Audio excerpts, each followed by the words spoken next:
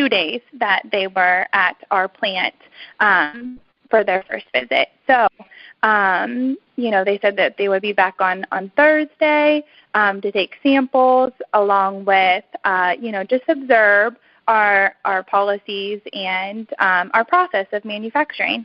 Now, you had been inspected by Pennsylvania Department of Agriculture in the past, correct?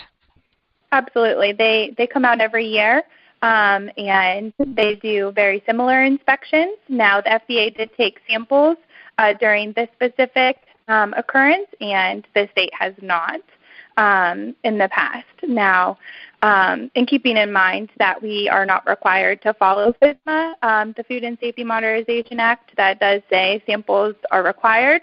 We're not required to do that. But since I can say that I have been independently sampling as well.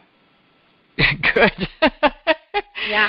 So they took your samples, and then what? Yeah, so they took samples on that Thursday. We grabbed 10 chicken and 10 rabbit, 10 1-pound packages for them.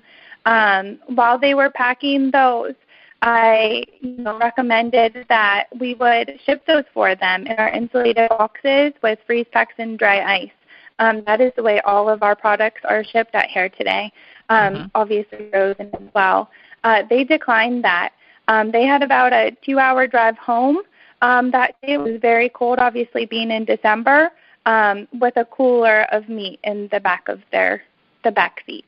So I did note that, as well as, the inspector specifically said, "Oh, crap, I forgot the seals for these." So the FDA is required to put government seals on sampled products as well. I noted that. So that's when they took the samples. During the government shutdown, I did receive a call stating that our chicken product contained salmonella and listeria. At that point, I was very alarmed. And also going back to what brought the FDA to our site originally was a consumer complaint that a 19-month-old cat did have loose stool, and they had mentioned that they were feeding our food along with supplements and kibble. So that was why they were there for sampling. Which is really interesting. So do you know whether they tested any of the supplements or the kibble? So I did ask them when they were back at our facility about 3 weeks ago, and they knew nothing of the sorts. Of course not, because, kibble, who never heard of that being contaminated? Wrong. Mm-hmm. Right. Holy cow. I mean, okay, so they now, I know there was a lot of talk at the AFCO meeting. Cole Harrington was really pushing the point, and of course they refused to answer anything. Did they quantify the amount of bacteria in the product, or was it just like, no, we found some? Like, is it, if they find any, then it's just considered like it's just horrible, or, did exactly. So there's no quantification. Right. There's no quantification, and actually, as I mentioned, they took 10 chicken and 10 rabbit. Of the chicken sampled, the first one they sampled was positive for salmonella. They did not test the rest. Wow. Listeria, the first was negative. The second was positive. They did not test the rest. They tested all 10 for E. coli, and all of them were negative. Wow. So, no E. coli. Wow. Yeah, and then whenever I got the first notification that said the chicken did contain salmonella and listeria, it was just a one-page summary.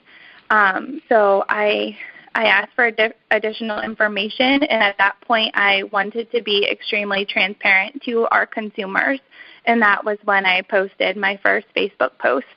I'm so thankful for that transparency and our consumer support. That connected me with Kathy from Next Generation Pet Food Manufacturers Association. And that's when she was like, you really need to ask them additional questions, ask them for the cold verification, and see what additional documents they have. So I asked for those, and after a few days of asking and re-asking, I finally did get some additional lab documents, and that is when I found that there was no government seal on the product, which tells me it was compromised at that point in time, as well as I was asking for that cold verification, which was never given to me. I also asked for a split sample, which was never given as well. Wow. So they were pushing you to do a recall, correct? Absolutely. And I spent many, many hours in creating a recall for them. I wrote a recall. I sent it to them. So, they gave me examples, and I looked at those and also found other examples online. At this point in time, it was still December. This was still my mom's business. Under Hare Today Gone Tomorrow. Your poor mom is probably going, why am I in this business? How fast can I get out of here? Well, that's funny too. We'll talk about that in a minute.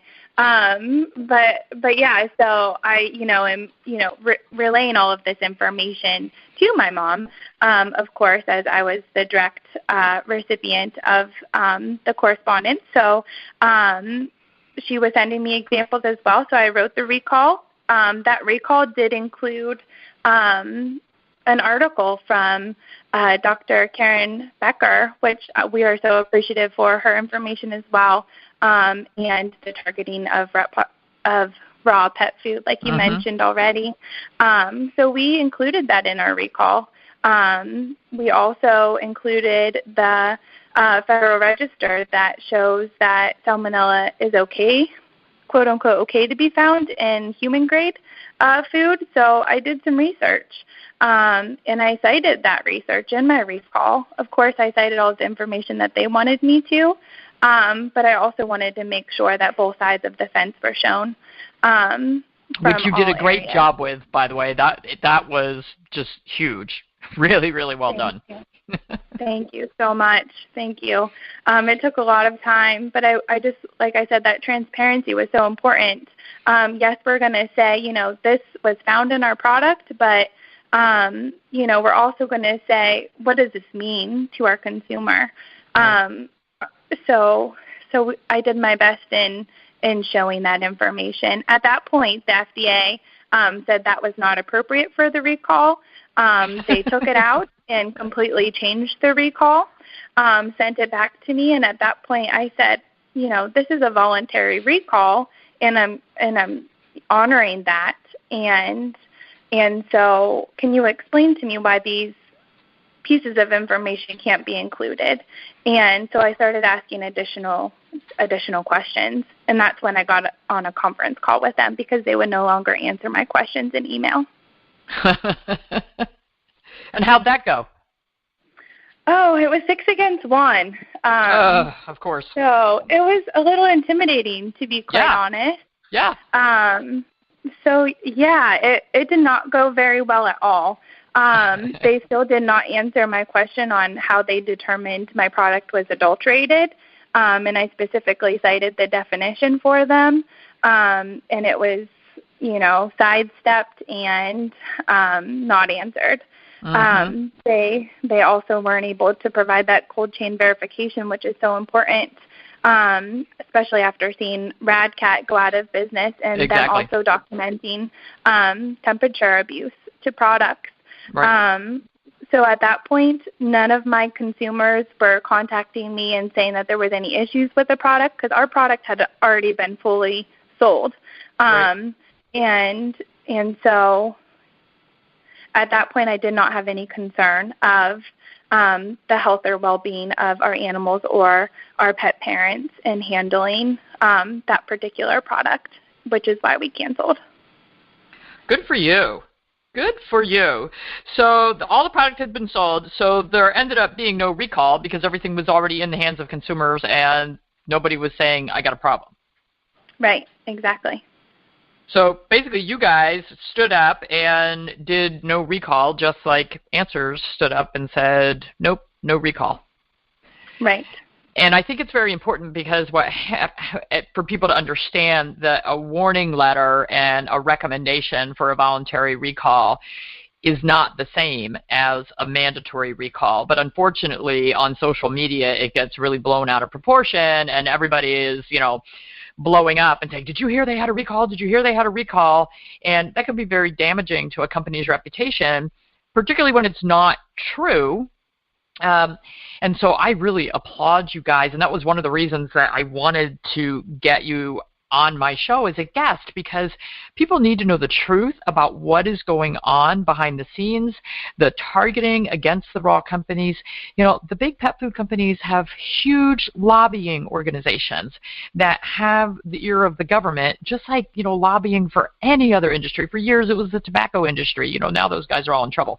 But, sooner or later, the tide is going to turn, and these bigger companies are kind of looking at the growth of the raw pet food industry and saying, oh, maybe we should start doing that. And I guarantee you, when the first one of them puts out a raw product, all of this will go away, and the FDA will suddenly be all in favor of it.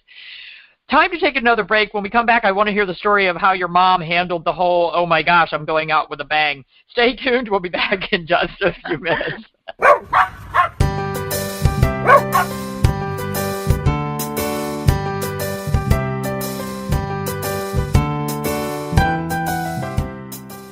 Interested in learning more? Visit Dr. Morgan's website at www.drjudymorgan.com, where you'll find detailed information about her blogs, a schedule of her upcoming speaking engagements, free information about integrative and holistic medicine, as well as an interactive forum where anyone can ask Dr. Morgan a question completely for free. Visit her website today to join the mailing list, where you'll find exclusive information and promotions only available to those select subscribers.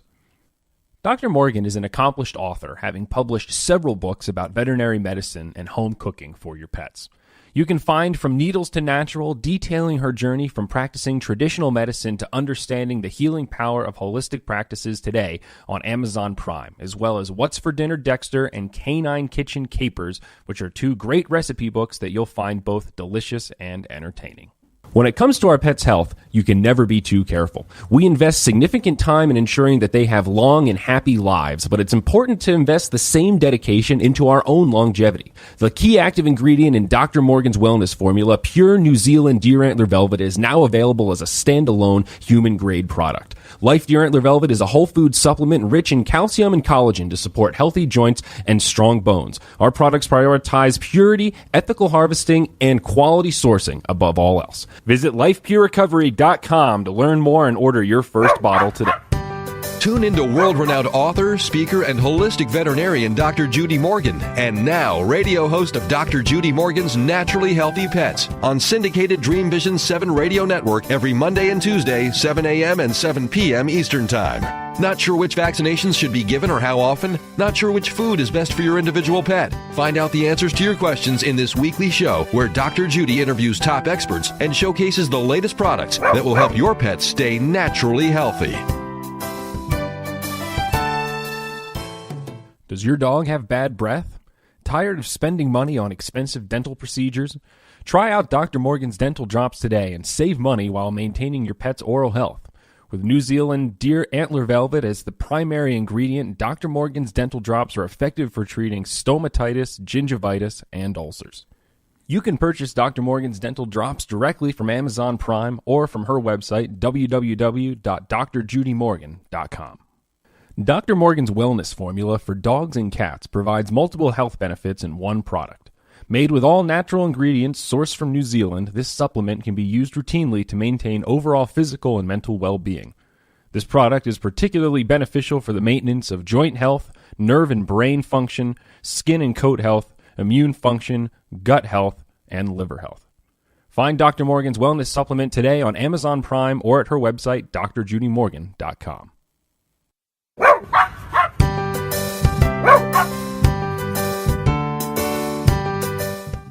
Welcome back. You're listening to Dr. Judy Morgan's Naturally Healthy Pets on DreamVision7Radio.com.